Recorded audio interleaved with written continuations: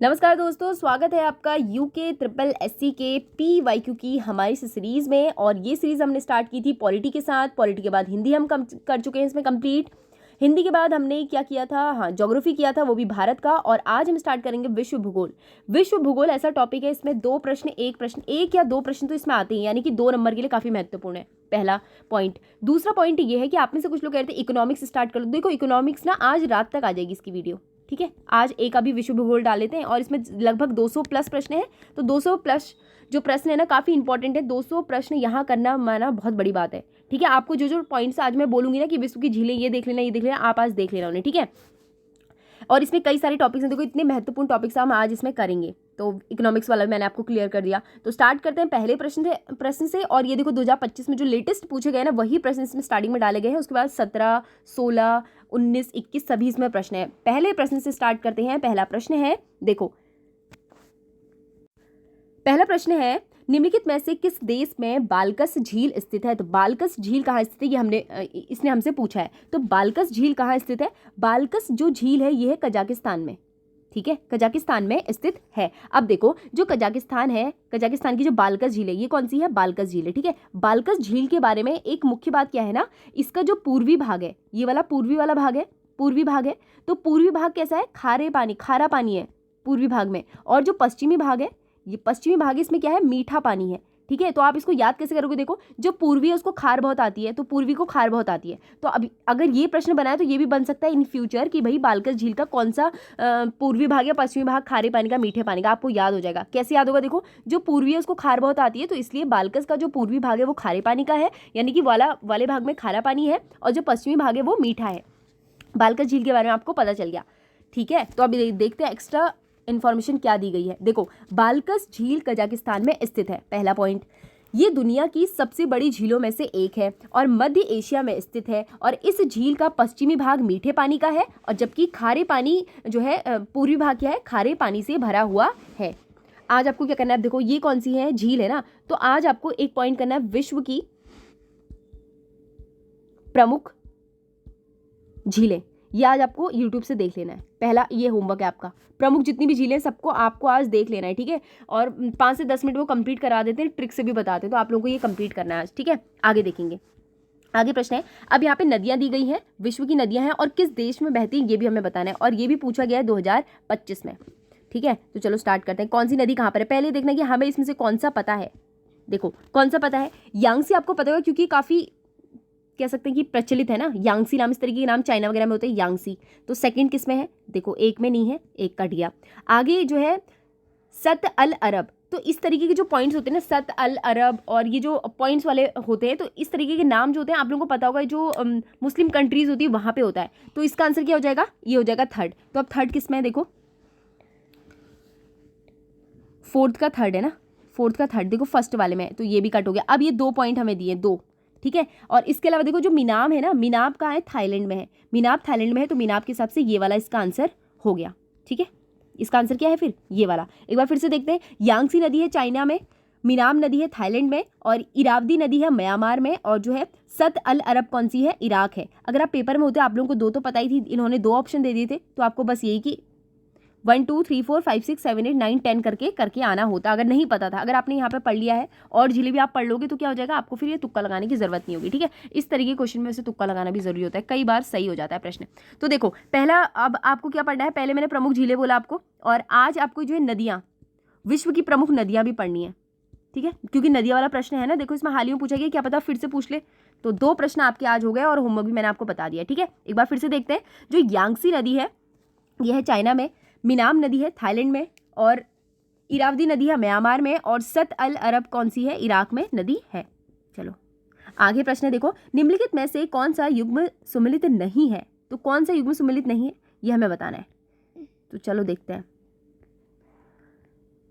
इसमें ना कुछ सिद्धांत दिए हैं, किसने कौन सा सिद्धांत दिया ये हमें बताना है। देखो जो कॉबर है उन्होंने जो है भूस्त्रीति सिद्धांत दिया है, तो ये बिल्कुल सही है। आगे दिया है डली ने महाद्वीपीय फिसलन सिद्धांत दिया है। तो महाद्वीपीय फिसलन सिद्धांत किसने दिया है, डली ने दिया है। तो इसका आंसर ये क्या हो जाएगा, ये भी सही है। अब इसने हमसे क्या पूछा है, इसने हमसे नहीं पूछा है कौन सा, हाँ देखो कौन सा नहीं है पूछा है, देखो अब इसमें हमसे इन्होंने नहीं बोला है कौन सा सुमेलित नहीं है, पहला सुमेलित है, दूसरा भी है, आगे है देखो जेफरीज प्लेट वेतरांग, ये गलत है, ठीक है, इसके बारे में भी बताऊंगी कौन सा नीचे दिया गया है जॉली। तो यहाँ पे जो जॉली दिया गया है, जॉली है रेडियो एडिक्ट जो एक्टिवता सिद्धांत इन्होंने दिया था, किसने, जॉली ने। तो ये सही है, ये भी सही है, ये भी सही है, ये भी सही है, लेकिन ये वाला क्या है, ये गलत है और इन्होंने हमसे गलत ही पूछा है। तो देखो किसने क्या दिया है, आप यहाँ से देख सकते हैं, सिद्धांत से जुड़े प्रश्न आ जाते हैं। देखो पहला है मूस त्रिदी सिद्धांत, ठीक है, इसका सिद्धांत किसने दिया, कोबर ने। इसके अलावा अगर मैं इसका जो इसको जो बोलते हैं मैं गलत बोलूँ तो आप कमेंट करके बता देना क्या बोलते हैं, वैसे तो मुझे लगता है यही बोलते हैं। तो मूस त्रिदी सिद्धांत किसने दिया है, ये दिया है कोबर ने, ठीक है। आगे दिया डली, डली ने किस चीज़ का सिद्धांत दिया है, महाद्वीपीय फिसलन सिद्धांत किसने दिया है, डली ने दिया है। आगे है हैरी हैस ने क्या दिया है, प्लेट विवर्तन सिद्धांत दिया है। आगे है जेफरीज ने क्या दिया है, पृथ्वी की आंतरिक संरचना और ताप प्रवाह सिद्धांत किसने दिया है, जेफरीज ने। तो ताप से रिलेटेड आप ऐसे ट्रिक से याद कर सकते हैं, ताप प्रवाह से रिलेटेड किसने दिया है, ताप वगैरह कहाँ होता है, फ्रिज में होता है, तो जेफरीज, ठीक है। जॉली, देखो जो जॉली है इसने क्या दिया है, रेडियो एडिक्ट जो एक्टिवता सिद्धांत होता है वो किसने दिया है, जॉली ने दिया है। एक बार फिर से रिवीजन करते हैं। देखो कोबर ने क्या दिया है, मूस त्रिदी सिद्धांत दिया है। डली ने क्या दिया है, महाद्वीपीय फिसलन सिद्धांत दिया है। हैरी हैस प्लेट जो विवर्तन सिद्धांत है, और जेफरीज यानी कि ताप से रिलेटेड है, फ्रिज का नाम आ गया। और जॉली ने क्या दिया है, रेडियो एक्टिवता सिद्धांत, ठीक है। तो यहाँ पे आपको सारे सिद्धांत याद हो गए, नहीं हुए एक स्क्रीनशॉट ले लीजिए आप, फिर से रिपीट करते रहना, हो जाएंगे। देखो आगे प्रश्न है, देखो आगे प्रश्न दिया गया, निम्नलिखित में से विचार करना है, कौन सा कथन सही है कौन सा गलत है। देखो पहला दिया गया है, पूर्ण ज्वार की ऊंचाई जो है सामान्य ज्वार से 20% अधिक होती है। तो पूर्ण ज्वार की ऊंचाई जो सामान्य ज्वार है उससे अधिक होती है, बिल्कुल सही है। आगे है, लघु ज्वार की ऊंचाई सामान्य ज्वार से 20% कम होती है, ये भी सही है। तो 1 और 2 दोनों सही है, तो इसका आंसर क्या हो जाएगा, सी वाला, ठीक है, दोनों कथन सही है। देखो यहाँ पे क्या दिया गया है, पूर्ण ज्वार, पूर्णिमा और अमावस्या के दिन जब सूर्य, पृथ्वी और चंद्रमा एक सीधी रेखा में होते हैं तो उनका गुरुत्वाकर्षण बल संयुक्त रूप से सबसे अधिक होता है। इस ज्वार की ऊंचाई सामान्य से अधिक होती है और पूर्ण ज्वार की ऊंचाई सामान्य से लगभग 20% अधिक होती है। आगे है लघु ज्वार, जब सूर्य, पृथ्वी और चंद्रमा एक समकोण बनाते हैं तो सूर्य और चंद्रमा के गुरुत्वाकर्षण बल एक दूसरे के प्रभाव को आंशिक रूप से रद्द कर देते हैं। इस स्थिति में ज्वार की ऊंचाई जो सामान्य ज्वार से लगभग 20% कम होती है और इसे क्या कहा जाता है, इसे लघु ज्वार कहा जाता है। और कथन 1 और 2 दोनों सही हैं। तो पहले वाले में क्या देखा, जिसे पूर्ण ज्वार कहते हैं वो कब होता है, वो जब पूर्णिमा और अमावस्या के दिन होता है, जब जो है सीधी रेखा में होते हैं, ये लोग सीधी रेखा में होते हैं, ठीक है, पूर्ण ज्वार होता है। लेकिन लघु ज्वार कब होता है, जब सूर्य, पृथ्वी, चंद्रमा एक समकोण बनाते हैं। जब सीधी रेखा में होंगे तो पूर्ण होगा, लेकिन अगर जब लघु ज्वार कब बनेगा, जब जो है समकोण में होंगे ये तीनों, ठीक है। यहाँ पे कंप्लीट हो गया होगा ये वाला। आगे देखेंगे, हिम रेखा को उस ऊंचाई के रूप में जो है, देखते हैं फिर से, देखो क्या दिया गया है, हिम रेखा को उस ऊंचाई के रूप में परिभाषित किया जाता है जिसके बाद भूमि स्थायी रूप से बर्फ से ढकी रहती है। हाँ सही है। आगे है, बुग्याल वृक्ष पंक्ति एवं हिम रेखा के बीच में उगते हैं। हाँ बिल्कुल सही, यहाँ पे हरे घास के मैदान होते हैं यहाँ पे, ठीक है, यहाँ पे तो वृक्ष होते हैं, यहाँ पे क्या होते हैं, यहाँ पे फिर हिमाच्छादित वाला क्षेत्र हो जाता है। तो 1 और 2 दोनों कथन सही हैं, तो आंसर क्या हो जाएगा, इसका आंसर हो जाएगा ये वाला, ठीक है। आगे देखेंगे, देखो क्या लिखा है, हिम रेखा ऊंचे पर्वतों में वह रेखा है जिसके ऊपर लगभग पूरे वर्ष भर जो है बर्फ ढकी रहती है और ये समुद्र तल से लगभग 3500 मीटर या उससे अधिक जो है सापेक्ष ऊपर होता है। और हिम रेखा का स्थान, ऊंचाई, अक्षांश, जलवायु, ढलान, समुद्री से जो है निकटता, हवा की दिशा जैसी स्थितियों पर निर्भर होता है। अतः कथन 1 और कथन 2 दोनों सही हैं। अब देखो कथन 2 क्या है, बुग्याल चारागाह भूमि या घास के मैदान होते हैं, खुले घास के मैदान होते हैं जो उत्तराखंड के हिमालय में 3300 से लेकर 4500 मीटर की ऊंचाई पर पाए जाते हैं। इसे प्रकृति का अपना उद्यान कहा जाता है। और बुग्याल वृक्ष पंक्ति एवं हिम रेखा के बीच में उगते हैं और हिमालय में हिम शिखरों और तलहटी में जहां टिम्बर रेखा समाप्त होती है वहां से जो है मखमली घास के मैदान आरंभ होते हैं और ये क्षेत्र ठंडी जलवायु में विकसित होते हैं और यहाँ की मिट्टी में अधिक नमी होती है। और उत्तराखंड में बेदनी, फूलों की घाटी, औली आदि प्रमुख बुग्याल हैं। इसलिए दूसरा कथन क्या है, ये भी सही है। आगे प्रश्न दिया गया, देखो फिर से, सैगा मृग का संबंध निम्नलिखित में से किस देश से है, तो सैगा मृग का संबंध किस देश से है? वो है कजाकिस्तान से। कजाकिस्तान के बारे में और बताइए। बालकस झील है यहाँ पे, उसका पूर्वी भाग जो है खारे पानी का है और पश्चिमी भाग क्या है? मीठे पानी का है। देखो कजाकिस्तान से कितने सारे प्रश्न पूछे गए। ठीक है, देखो सैगा मृग अपनी बड़ी फूल जैसी नाक के लिए जाना जाता है। सैगा मृग एक अनोखी और दुर्लभ मृग है जिसका वैज्ञानिक नाम जो है सैगा टाटारिका है। ठीक है, और सैगा मृग मुख्य रूप से कजाकिस्तान, मंगोलिया, उज्बेकिस्तान और रूस के घास के मैदान में रेगिस्तानी इलाकों में पाया जाता है। सैगा मृग IUCN की रेड लिस्ट में अत्यंत संकटग्रस्त श्रेणी में शामिल है और कजाकिस्तान और रूस में इसके संरक्षण के लिए विशेष प्रयास जो है किए जा रहे हैं। आगे प्रश्न है, जलवायु प्रदेश की सीमा निर्धारण में जो है वृषण प्रभाविता एवं तापीय दक्षता का प्रयोग किसके द्वारा किया गया? तो किसके द्वारा किया गया था? W थार्नथवेट के द्वारा। तो किसके द्वारा? CW थार्नथवेट के द्वारा। यहाँ पे लिखा गया चार्ल्स वॉरेन थार्नथवेट एक अमेरिकी जलवायु वैज्ञानिक थे जिन्होंने अमेरिका जलवायु के वर्गीकरण के संबंध में योजना प्रस्तुत की, जिसमें उन्होंने आर्द्रता, अम्लता, नमी सूचकांक, तापीय दक्षता सूचकांक, संभावित वाष्पीकरण और तापमान प्रभावीशील और वर्षा प्रभावशील जो शीलता जैसे कुछ कारकों का जो है उपयोग किया। तो क्या है इसका आंसर? अगर पूछता है कि जलवायु प्रदेश की सीमा निर्धारण के वृषण प्रभाविता एवं तापीय दक्षता का प्रयोग किसके द्वारा किया गया? तो CW थार्नथवेट के द्वारा किया गया। आगे प्रश्न हमें यहाँ पे फिर से कथन और कारक को अच्छा मिलाने वाला प्रश्न है, इसमें से हमें बताना है। तो चलो देखते हैं, ये भी 2024 में पूछा गया है। ठीक है, देखो तो क्या है इसमें? रूरबेनिस, इसमें से कौन सा आपको आता है? ये देखो, पश्चिमी बंगाल किस चीज़ के लिए फेमस है? पश्चिमी बंगाल है जूट उद्योग के लिए, तो इसका हो जाएगा थर्ड। और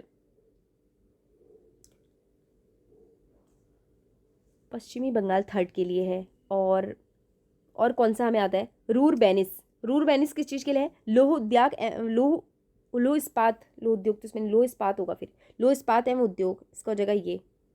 ठीक है, तो किस में ऑप्शन देखें एक बार। देखो जो पश्चिम बंगाल है ये जूट के लिए है, तो इसका थर्ड किस में है? देखो ये भी कट, ये भी कट, नहीं एक सेकेंड ना, ये भी कट क्योंकि थर्ड लास्ट का थर्ड है ना, ये भी कट, ये भी कट। देखो सिर्फ बी से आंसर आ गया। जब आप अगर आपको एक पता है, क्योंकि पश्चिम बंगाल आपको पता है काफ़ी फेमस है जूट उद्योग के लिए, तो आंसर आ गया। इस तरीके से भी प्रश्न बन जाते हैं। ठीक है, अब ऐसा इन चीज़ों में ना ज़्यादा घबराना नहीं है, जो नहीं आता एक बार चेक कर लो, क्या पता आ जाए हमें कोई सा, है ना। अब देखो ये मैंने आपको बताया जूट उद्योग है। रून बेसिन क्या है? ये है लोह इस्पात एवं इंजीनियरिंग उद्योग से है। और फेलेंडर प्रदेश किस चीज़ के लिए है? यह है कपड़ा उद्योग के लिए। और सैक्सेनी प्रदेश किस चीज़ के लिए? सैक्सेनी प्रदेश है रसायन उद्योग के लिए। ठीक है, अब एक बार फिर से देख लेते हैं।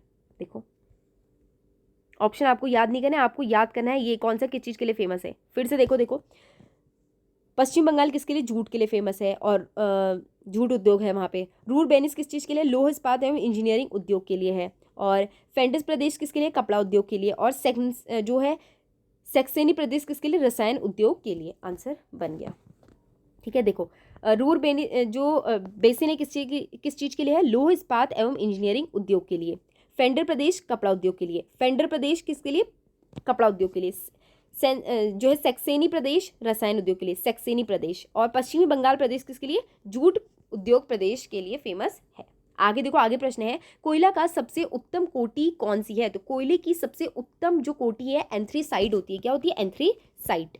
देखो कोयले के 4 प्रकार हैं, एंथ्रीसाइट, बिटुमिनस, लिग्नाटाइट और पीट होते हैं, जिसमें एंथ्रासाइट सबसे उत्तम कोटि का होता है क्योंकि इसमें कार्बन की मात्रा सबसे अधिक होती है, यानी कि 85 से 90, तथा अशुद्धियाँ कम होती हैं। इसका जो कैलोरी मान अधिक होता है, जिससे यह जलने पर जो है अधिक ऊर्जा देता है और धुआं कम निकालता है। कौन सा? एंथ्रीसाइट। एंथ्रीसाइट के अलावा कौन कौन से होते हैं? 4 प्रकार के, तो हमने आपको बोला कौन कौन से? एंथ्रीसाइट, बिटुमिनस, लिग्नाइट और पिट। बस एक बार आप इनको नजरों में डाल दो, क्या पता कूट वाले प्रश्न में आ जाए ना। आगे देखो, वायुदाब सबसे कम होता है, तो वायुदाब सबसे कम किसमें होता है? ग्रीष्म ऋतु में वायुदाब सबसे कम होता है। कील नहर किसे जोड़ती है? तो कील नहर किसे जोड़ती है हमें बताना है। तो जो कील नहर है बाल्टिक सागर और उत्तरी सागर को जोड़ती है। तो बाल्टिक सागर और उत्तरी सागर को कौन सी नहर जोड़ती है? कील नहर जोड़ती है। इसके अलावा ना जोड़ती है, ठीक है। आज आपको विश्व की प्रमुख नहरें, विश्व की प्रमुख जलडमरू जिन्हें कहते हैं ना, जलडमरू, ये सब आपको देख लेने। विश्व के प्रमुख जलडमरू आप वही है यूट्यूब में डालना ट्रिक से, GK crazy trick I think है, उन्होंने काफ़ी अच्छे से समझाया हुआ है। ट्रिक से ना 1 दिन में 2 दिन में आपको याद हो जाएगा। आज देख लेना, कल देखना, याद हो जाएगा। तो ये आप देख लेना फिर से, ठीक है। कुछ प्रमुख हम यहाँ पे देख लेते हैं। तो कील, बाल्टी सागर और उत्तरी सागर, आप इसको ऐसे ट्रिक से भी याद कर सकते हैं। कील से जो बाल्टी है उसे जो है टांग दिया ना, तो बाल्टी से उत्तरी सागर में, उत्तर दिशा में टांग दिया बाल्टी से कील को, आप ऐसे भी याद कर सकते हैं। तो बस मैं आपको ऐसी ट्रिक बता रही हूँ। आप आगे देखो इसको, देखो कौन कौन सी नहरें किस किस से जोड़ती है। 4 नहरें हम यहीं पे देख लेंगे। सबसे पहले देखो जो कील नहर है ये कहाँ पर है? जर्मनी में है। और क्या होता है? उत्तरी सागर और बाल्टिक सागर है इसका, ठीक है, को जोड़ती है। स्वेज नहर देखो किस किस को जोड़ती है? लाल सागर और जो है भूमध्य सागर को, और मिस्र में है स्वेज नहर, ठीक है। पनामा नहर देखो, पनामा नहर कहाँ है? पनामा में है, और कैरेबियन सागर और प्रशांत महासागर को जोड़ती है। तो कैरेबियन सागर और प्रशांत महासागर को जोड़ती है।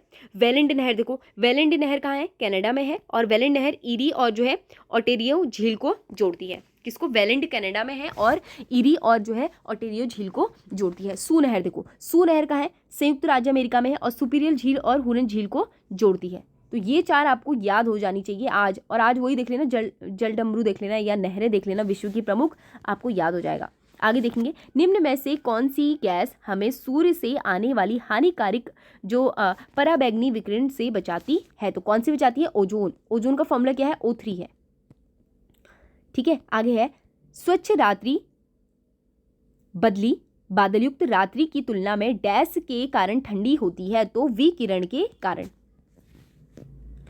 इसके अलावा निम्न में से किस राज्य की तटरेखा सबसे लंबी है? तो किस राज्य की तटरेखा सबसे लंबी है? तो वो है गुजरात की। तो गुजरात की जो तटरेखा है वो सबसे लंबी है।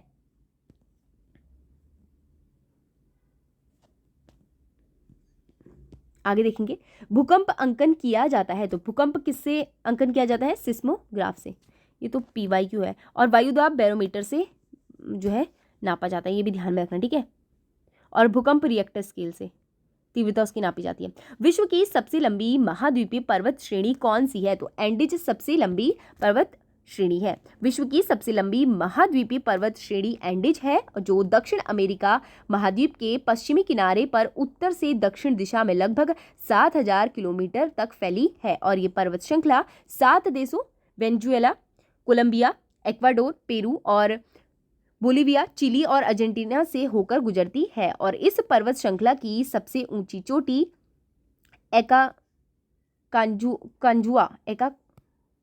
एकाकांगुआ, माफ कीजिएगा, एकाकांगुआ ऊंचाई कितनी है इसकी? 6960 मीटर है। एकाकांगुआ इसकी क्या है? सबसे बड़ी चोटी, यानी कि सबसे ऊंची चोटी है, माफ कीजिएगा, ऊंची चोटी है सबसे एकाकांगुआ, ठीक है, जो चिली और अर्जेंटीना की सीमा पर बनी हुई है। अब यहाँ पे आपने क्या देखा? देखो विश्व की सबसे जो है महाद्वीपीय पर्वत श्रेणी कौन सी है? एंडीज है। एंडीज किन किन में फैली हुई है? 7000 किलोमीटर में फैली हुई है, और 7 देशों में फैली हुई है ये। और 7 कौन कौन से देश हैं? देखो, कोलंबिया, वेनेजुएला, इक्वाडोर, पेरू, जो है बोलिविया, चिली और अर्जेंटीना। इसी के साथ ही इस पर्वत श्रृंखला की सबसे ऊंची चोटी कौन सी है? एकाकांगुआ इसकी सबसे ऊंची चोटी है, जिसकी हाइट कितनी है? 6960 है, और जो है चिली और अर्जेंटीना में है। ये कहाँ है? चिली और अर्जेंटीना में है। प्रश्न ये भी आ सकता है ना कि जो एंडीज पर्वत है उसकी सबसे ऊंची चोटी किन दो उसमें पड़ती है? तो अर्जेंटीना और चिली में पड़ती है। आगे है, वाष्पोत्सर्जन मापी यंत्र है। तो वाष्पोत्सर्जन मापी यंत्र क्या है? पोटोमीटर है। देखो, पौधे के वाष्पोत्सर्जन की दर को मापने के लिए पोटोमीटर का उपयोग किया जाता है। और पोटोमीटर का तो हमने बता दिया वाष्पोत्सर्जन के लिए। लेकिन जो कैक्रोग्राफ है ये किस चीज के लिए होता है? ये पौधों की वृद्धि के लिए, ये पौधों की वृद्धि के लिए। और जो हाइग्रोमीटर है ये किस चीज के लिए होता है? ये होता है वायुमंडल की आर्द्रता को नापने के लिए, ठीक है। तो ये ऑप्शन, आपको ऑप्शन से ही भी देखना कौन कौन सा है। पोटोमीटर किसके लिए है? पोटोमीटर है वाष्पोत्सर्जन के लिए। जो कैस्क्रोग्राफ है। कैस्क्रोग्राफ किस चीज़ के लिए होता है? पौधों की वृद्धि मापने के लिए होता है कैस्क्रोग्राफ। और हाइग्रोमीटर क्या होता है? यह वायुमंडल में आर्द्रता को मापने के लिए उपयोग किया जाता है। आगे गोबी मरुस्थल कहाँ स्थित है? तो गोबी मरुस्थल कहाँ स्थित है? मंगोलिया में। अब यहाँ पे पहले तो वन लाइन दिए गए हैं, लेकिन अब क्या दिए जाते हैं? इस तरीके से, फिर ऐसे मिलाना होगा, ठीक है। क्वेश्चन यही है, लेकिन बस उन्हें अब मिलाने वाले फॉर्मेट में दे दिया, ठीक है। तो कहाँ है? गोबी मरुस्थल मंगोलिया में है। आगे प्रश्न है, तारे की ऊर्जा का स्रोत क्या है? तो ये है नाभिकीय संलयन प्रतिक्रिया, ठीक है। आगे प्रश्न है, सूर्य हमें दिखने लगता है। सूर्य हमें दिखने लगता है कब? वास्तविक सूर्योदय से लगभग 2 मिनट पूर्व। तो वास्तविक जब सूर्योदय होता है उससे 2 मिनट पूर्व हमें सूर्योदय देखने लगता है। देखो क्या लिखा गया है, सूर्य हमें वास्तविक सूर्योदय से 2 मिनट पूर्व तथा सूर्य अस्त के 2 मिनट बाद तक दिखाई देता है। ऐसा वायुमंडलीय अपवर्तन के कारण होता है। जब सूर्य क्षितिज पर होता है तो सूर्य की किरणें वायुमंडल में प्रवेश करने के साथ पृथ्वी की सतह की ओर मुड़ जाती हैं, जिससे पृथ्वी पर मौजूद किसी पर्यवेक्षण के लिए प्रकाश किरणें एवं स्पष्ट स्थिति से आती हुई प्रतीत होती है और सूर्य क्षितिज से नीचे होने के बावजूद भी क्षितिज के ऊपर दिखाई देता है। और ठीक यह घटना सूर्यास्त के समय भी होती है। इस क्वेश्चन के ना इन जो विश्व भूगोल है इसको इनके इतना मतलब जो इनका एक्सप्लेनेशन दिया गया है इसको इतना डिटेल में पढ़ने का कारण यही है कि अगर आपने अभी तक का विश्व भूगोल नहीं भी पढ़ा है तो आप ये PYQ लगा लो, क्या पता कोई क्वेश्चन फंस जाए, ठीक है। अगर आपको ऑप्शन में कुछ और चीज़ भी पता है तो आप तुक्का तो लगा सकते हो इससे कि इसका आंसर ये होगा, इसलिए ठीक है। क्लास थोड़ी बड़ी है लेकिन इन्फॉर्मेटिव बहुत है ये वाली। आगे देखेंगे, समुद्र तल से वायुमंडलीय दाब को क्या कहा जाता है? तो देखो जो समुद्र तल से वायुमंडलीय दाब है ना, तल पर जो समुद्र तल पर वायुमंडलीय दाब को क्या कहा जाता है? तो समुद्र तल पर जो वायुमंडलीय दाब है उसे मानक वायुमंडलीय दाब कहा जाता है। आगे देखेंगे, निम्नलिखित में से किस झील में बहुतायत में पादप, पलवक, फाइटोप्लैंक्टन होते हैं? तो किसमें होते हैं? सरोवरी क्षेत्र में।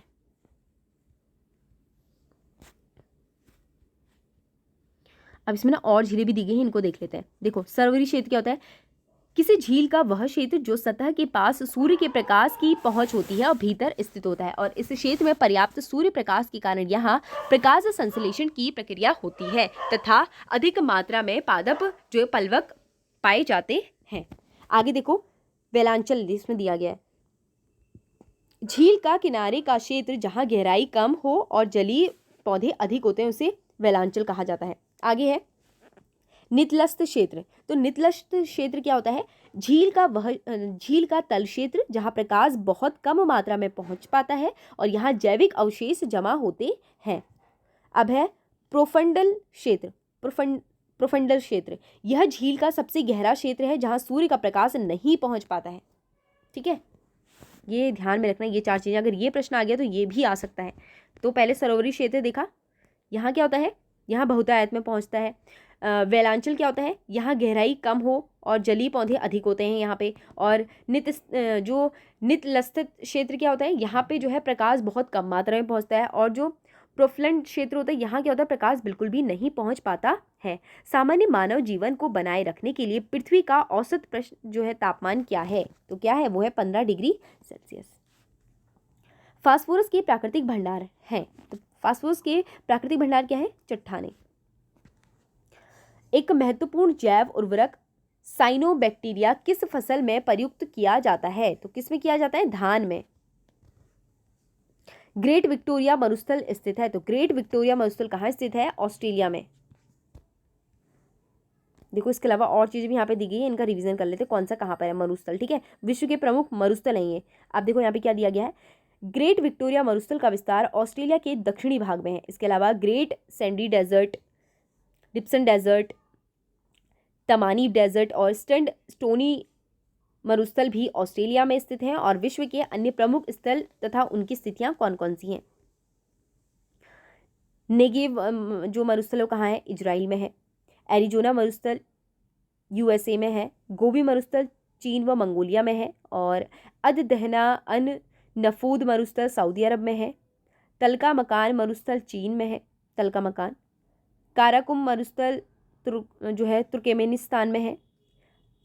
आटाकामा मरुस्थल चिली में है। दस्त ए लूत कहाँ है? पूर्वी ईरान में है। ठीक है, एक बार फिर से देख लेना, आप लोगों को याद हो जाएंगे।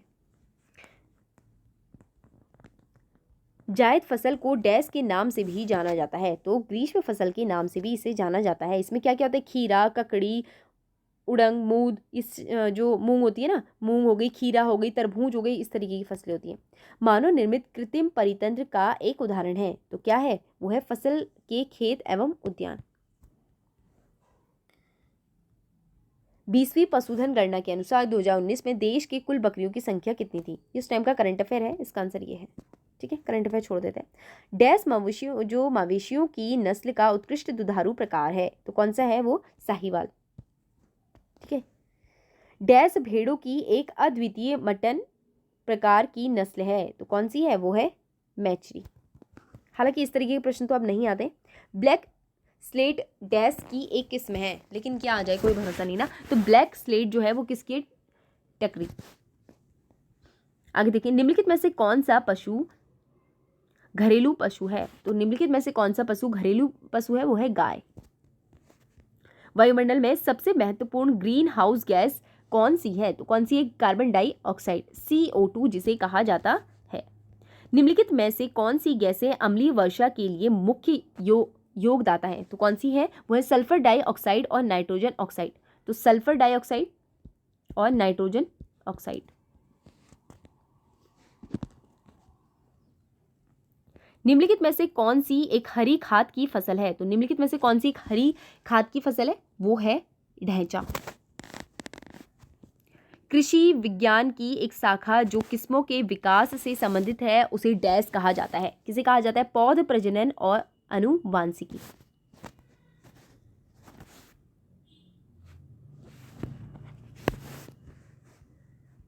ठीक है, आगे देखेंगे। निम्नलिखित में से कौन सी स्थिति जानवरों के लिए अधिक तनावपूर्ण है? तो कौन सी है? उच्च तापमान और उच्च आर्द्रता।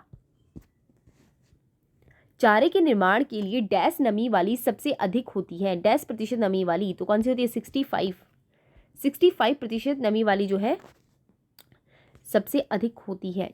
चारे के निर्माण के लिए डैश प्रतिशत नमी वाली सबसे अधिक होती है। ठीक है, चलो आगे देखेंगे। 20वीं पशुधन गणना के अनुसार 2019 में देश में भैंस की कुल आबादी कितनी है? ये ना इस तरीके के प्रश्न जो लाइव स्टॉक होंगे इनसे रिलेटेड ही प्रश्न है, तो इनको छोड़ देते हैं हम, इस तरीके के प्रश्न हमारे नहीं आते हैं। आगे प्रश्न है, वायुमंडल में गैसीय सल्फर और नाइट्रोजन के ऑक्साइडों के अम्लीय जमाव होता है ना, उससे बनता है या बनती है? तो क्या बनती है? अम्ल वर्षा बनती है। ठीक है। पुच्छफाल किस जानवर की प्रजाति से जुड़ा हिस्सा है? तो किसका है? पक्षी का। वैश्विक उष्मण डैश के कारण होता है? तो किसके कारण होता है? हरित गृह प्रभाव। ठीक है। यूवी विकिरण में वृद्धि डैश के कारण होती है? तो यूवी विकिरण की वृद्धि डैश के कारण होती है? किसके कारण? ओजोन क्षय के कारण होती है।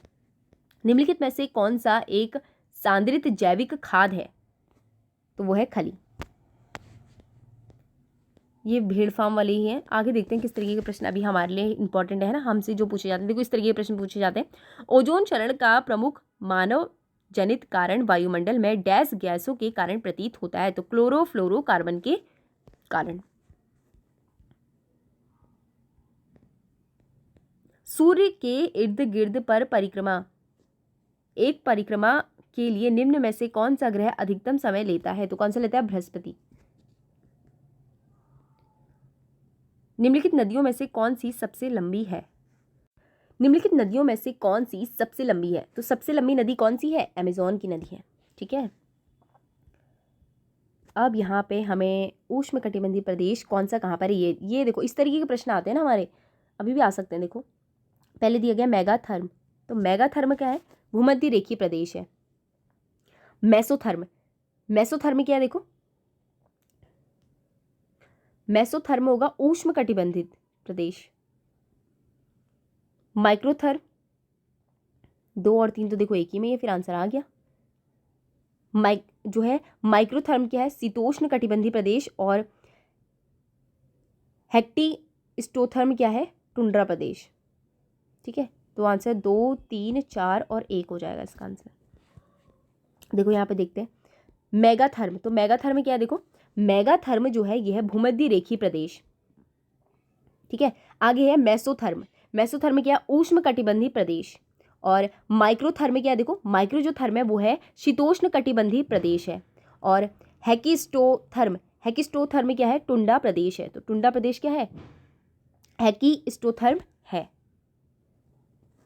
मेगाथर्म, देखो मेगाथर्म है भूमध्य रेखीय प्रदेश।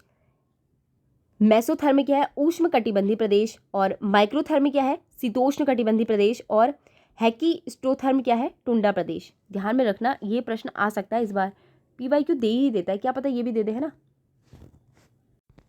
चलो आगे देखते हैं। निम्नलिखित देशों में से किसके पास विश्व का सर्वाधिक बॉक्साइट का चिंतित भंडार है। संचित भंडार, संचित है, ठीक है, माफ कीजिएगा। तो संचित भंडार किसके पास है, वो है ऑस्ट्रेलिया के पास। किसका, बॉक्साइट का। निम्नलिखित देशों में किसे हजार झीलों का देश कहा जाता है। किसे कहा जाता है, फिनलैंड को। हजार झीलों का देश की उपमा फिनलैंड को दी गई है। फिनलैंड की राजधानी जो है हेलसिंकी है और इसकी सीमा नॉर्वे, जो है स्वीडन और रूस से लगती है। निम्न देशों में से कौन पशु चारक के लिए विश्व प्रसिद्ध है तो कौन सा है, अर्जेंटीना। निम्नलिखित नदियों में से कौन सी नदी भूमध्य रेखा को 2 बार पार करती है। तो कौन सी है, जायरे नदी। तो जायरे नदी भूमध्य रेखा को 2 बार पार करती है। इसका ना एक ट्रिक मैं बताती हूँ आपको। इसकी ट्रिक है, आप ये ना कई सारी नदियाँ है, क्योंकि माली कम भूखा, इस तरीके से देखो भूमध्य रेखा को, देखो जायरे नदी है ना, तो यहाँ पे क्या है, भूमध्य रेखा। तो भूमि को जो है जायरे नदी या फिर कांगो नदी, ठीक है। भूमध्य रेखा को जायरे नदी या कांगो नदी काटती है। और कर्क रेखा को माही नदी, ठीक है। और एक कौन सी, एक और है ना, मकर रेखा को, मकर रेखा को कौन सी काटती है, मकर रेखा को लिम्पिप्गो नदी। लिम्पिप्गो आप याद कर लो फिर। अब मौ से माली, माली कम भूखा, तो मौ से मौ से कौन सा है, मकर रेखा। और मकर रेखा को लिम्पिप्गो काटती है। कौ से कर्क रेखा, कर्क रेखा को माही नदी काटती है। भूखा, भौ से क्या हो जाएगा, भूमध्य रेखा, इसको कौन काटती है, जो है जायरे नदी या फिर क्या है, कोंगा नदी, ठीक है, याद हो गया होगा। आगे देखेंगे, निम्नलिखित युग्मों में जो है सुमिलित सही करना है। कौन सा सही सुमिलित करना है, देखो इसका आंसर क्या है। अच्छा, कौन सुमिलित नहीं है बोला है, देखो ब्राजील, ब्राजीलिया सही है। अल्जीरिया, अल्जीरियस ये भी सही है। ट्यूनिसिया, ट्यूनिस ये भी सही है। लेकिन मोरक्को, मराकेश दे दिया है। मोरक्को की मराकेश नहीं है, रवात है, रवात क्या है, रबात है, रबात। ये क्या है, इनकी राजधानी है। देश और देश की राजधानियों ने सही सम्मिलित करना था, कौन सी नहीं है ये बताना था हमें। तो देखो ब्राज़ील की कौन सी है, ब्राज़ीलिया है। और ट्यूनिसिया की क्या है, ट्यूनिस है। और अल्जीरिया की क्या है, अल्जीरियस है। और मोरक्को की क्या है, रबात। मोरक्को की क्या है, रबात। मोरक्को की रबात, ठीक है। चलो आगे देखेंगे। पृथ्वी अपने अक्ष पर पश्चिम से डैश की ओर घूमती है। तो पृथ्वी अपने जो अक्ष है उससे पश्चिम से, पृथ्वी अपने अक्ष पर पश्चिम से डैश की ओर घूमती है। तो कहाँ, पूर्व की ओर घूमती है। निम्नलिखित में से कौन सा विश्व का सबसे बड़ा मरुस्थल है। तो कौन सा है, वो है सहारा। पंडित जवाहरलाल नेहरू ने निम्न में से किस परियोजना का शिलान्यास किया। तो यमुना वैली जल विद्युत परियोजना प्रथम चरण, ठीक है। आगे देखेंगे, मध्य रात्रि का सूर्य किस देश को कहा जाता है। तो मध्य रात्रि का जो देश है, किस देश को कहा जाता है, मध्य रात्रि का सूर्य किस देश को कहा जाता है, नॉर्वे को कहा जाता है। पृथ्वी की मंदाकिनी गैलेक्सी को कहा जाता है, क्या कहा जाता है, मिल्की वे आकाश गंगा।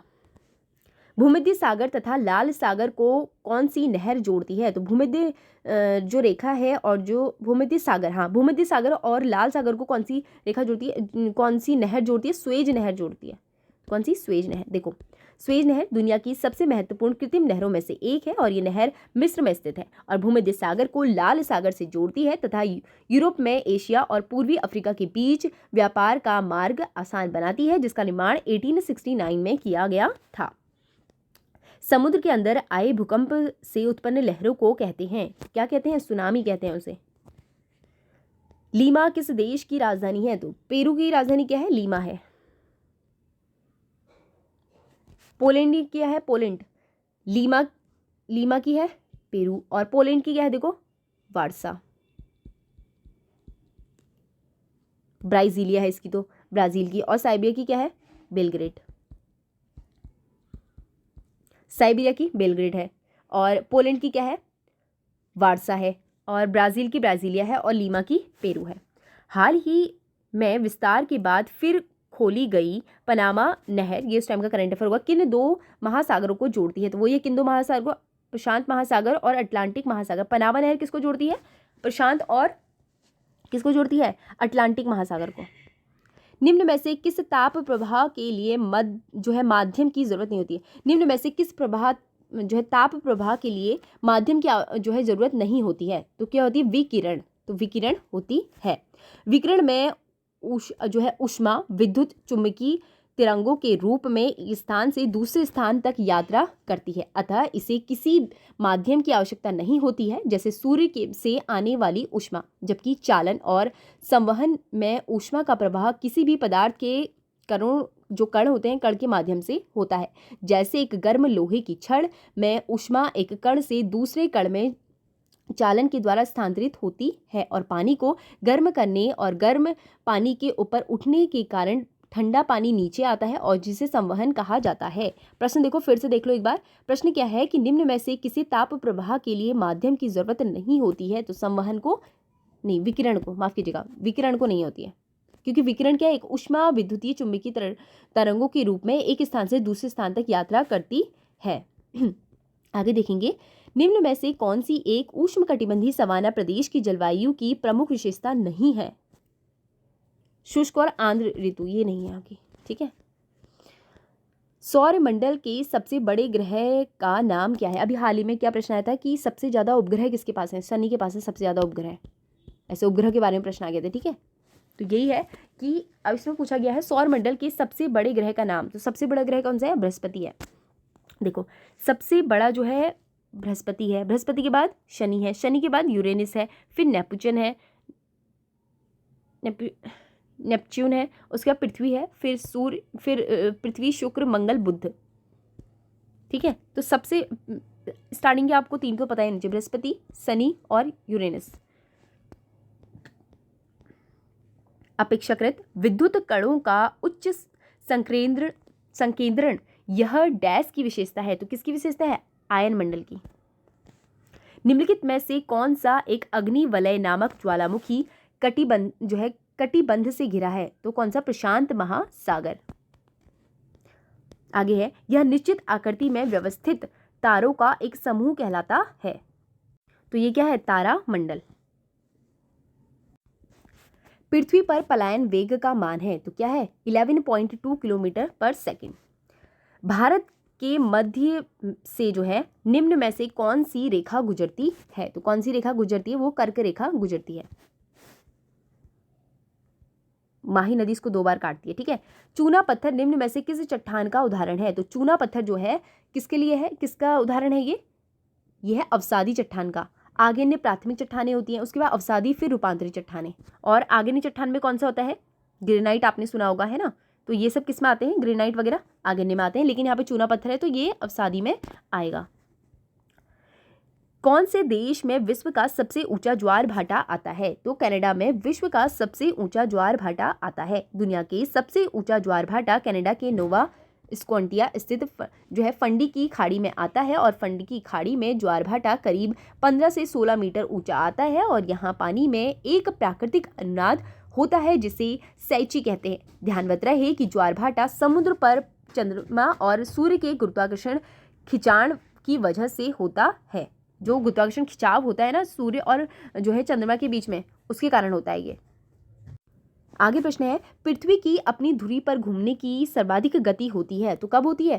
3 जनवरी को होती है, ठीक है। और इस दिन ना जो है सबसे गर्म दिन होता है, ठीक है। ये वाला क्वेश्चन कर रहे थे ना, तो सबसे गर्म दिन होता है इस दिन, ठीक है। ऐसा वैसे उन दिनों तो हमारे यहाँ तो ठंड हो रही होती है, लेकिन ऐसा होता है। देखो इसमें दिया गया है, पृथ्वी की अपनी धुरी पर घूमने की गति सदा एक समान रहती है, ये कभी भी परिवर्तित नहीं होती। पृथ्वी की घूर्णन जो गति है वो 1670 किलोमीटर प्रति घंटा है, जिसका संबंध पृथ्वी के आकार, द्रव्यमान और घूर्णन अक्ष से है। हालांकि पृथ्वी सूर्य के चारों ओर अपनी कक्षा में घूमते समय अपनी अक्षीय गति परिवर्तित करती है। ये परिवर्तन पृथ्वी के अपसौर और उपसौर के कारण होता है। 3 जनवरी को, अब देखो 3 जनवरी को उपसौर बनाया जाता है, ठीक है। और इसमें क्या होता है, पृथ्वी सूर्य से सबसे नज़दीक होता है। मैं आपको कहती गर्म नहीं, हाँ मतलब वही है ना कि सबसे ज़्यादा करीब हो रहा है उस टाइम पे, सबसे गर्म नहीं है, माफ़ कीजिएगा। तो 3 जनवरी को उपसौर बनाते हैं हम, पृथ्वी सूर्य से सबसे नज़दीक होती है, इस हिसाब से तो गर्म होना चाहिए ना, आप लोगों को लगता होगा। लेकिन उस टाइम पे हमारे वहाँ तो ठंड हो रही होती है, तो ठंड का वायुमंडल से कोई वो नहीं, कनेक्शन नहीं है, क्योंकि वो तो हमारे अंदर हो रहा है ना, यानी कि शोभ मंडल में ही ये सब चीज़ें जो होती हैं आप लोगों को पता होगा, शोभ मंडल, आयन मंडल, इन सब के बारे में। तो वो सब चीज़ें तो हमारी यहीं हो रही है ना, अंदर की बातें वाला हिसाब कह सकते हैं हम इसे। तो वही है, 3 जनवरी को अपसौर होता है। इसका मतलब ये है कि पृथ्वी सूर्य से सबसे नज़दीक होता है, इसलिए इसे कक्षीय गति सबसे अधिक होती है। देखो 4 जुलाई को क्या होता है, 4 जुलाई को होता है अपसौर, और पृथ्वी सूर्य के सबसे दूर होती है, इसलिए इसे कक्षीय गति जो है कम होती है उस दिन, ठीक है। आगे है, टुगेला उच्च जलप्रपात स्थित है। टुगेला कहाँ है, यह है साउथ अफ्रीका में, ठीक है। आगे देखो, बिग बैंग सिद्धांत जो है, बिग बैंग सिद्धांत का संबंध है। तो बिग बैंग जो सिद्धांत है उसका संबंध क्या है, ब्रह्मांड की उत्पत्ति से, ठीक है। आगे है, वायुमंडल की किस परत से समस्त मौसमी जो घटनाएं, देखो मैंने आपको बोली थी ना, वायुमंडल की जो समस्त मौसमी घटनाएं हो रही है, ठंड हो रही है, गर्मी हो रही है बहुत तेज, ये सब कहाँ होता है, ये सब होता है शोभ मंडल में। बारिश हो रही है, तूफान हो रहा है, ये सब यहीं होता है। देखो यहाँ पे दिया गया है, पृथ्वी के वायुमंडल की सबसे निचली परत यानी शोभ मंडल में ज्यादातर मौसमी घटनाएं होती हैं। शोभ मंडल में वर्षा, कोहरा, ओलावृष्टि, बादल, हवाएं, तूफान जैसी घटनाएं होती हैं, और शोभ मंडल की ऊपरी सीमा 12 किलोमीटर की ऊंचाई में होती है। 12 से लगभग 18 भी कहीं कहीं दी जाती है, लेकिन बेसिकली 12 है। और शोभ मंडल में तापमान प्रति 165 मीटर की ऊंचाई पर 1 डिग्री सेल्सियस की दर से कम होता जाता है। भारत में इंद्रधनुष क्रांति संबंधित है। तो इंद्रधनुष जो क्रांति है वो किससे जुड़ी हुई है, तो ये जुड़ी हुई है कृषि विकास से। देखो भारत में इंद्रधनुष कृषि जो क्रांति है वो कृषि विकास से संबंधित है। इसके अंतर्गत विभिन्न कृषि जो पद्धतियों जैसे हरित क्रांति, श्वेत क्रांति, गोल क्रांति, गुलाबी क्रांति, ग्रे क्रांति और रजत क्रांति आदि शामिल हैं। कोटेश्वर बांध की विद्युत उत्पादक क्षमता कितनी है, तो कोटेश्वर बांध की विद्युत जो उत्पादक क्षमता कितनी है वो है 400 मेगावाट। आगे है, पृथ्वी के धरातल तक सर्वाधिक विस्तृत चट्टानें कौन सी हैं, तो कौन सी हैं, अवसादी चट्टानें। भूगोल का जनक किसे कहा जाता है, तो भूगोल का जनक कहा जाता है इरेटोस्थनीज को। देखो क्या है,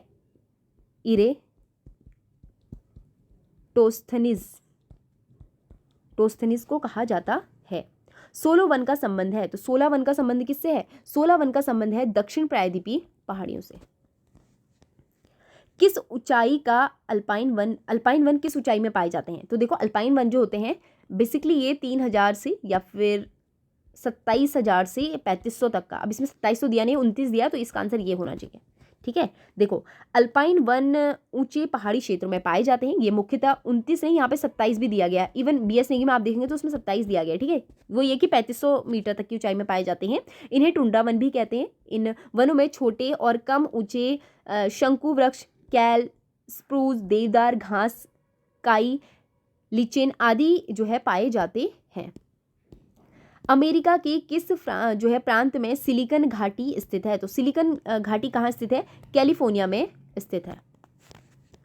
भारत में सेज SIZ नीति का निर्धारण किस देश के अनुभव पर लागू हुआ, तो कहाँ हुआ, चीन में। अश्व अक्षांश कहते हैं, अश्व अक्षांश किसे कहते हैं, उपोष्ण उच्च दाब पेटी को कहते हैं। उष्णकटिबंधीय घास के मैदानों को कहा जाता है, तो उष्णकटिबंधीय जो घास के मैदानों उन्हें क्या कहा जाता है, उन्हें कहा जाता है सवाना कहा जाता है।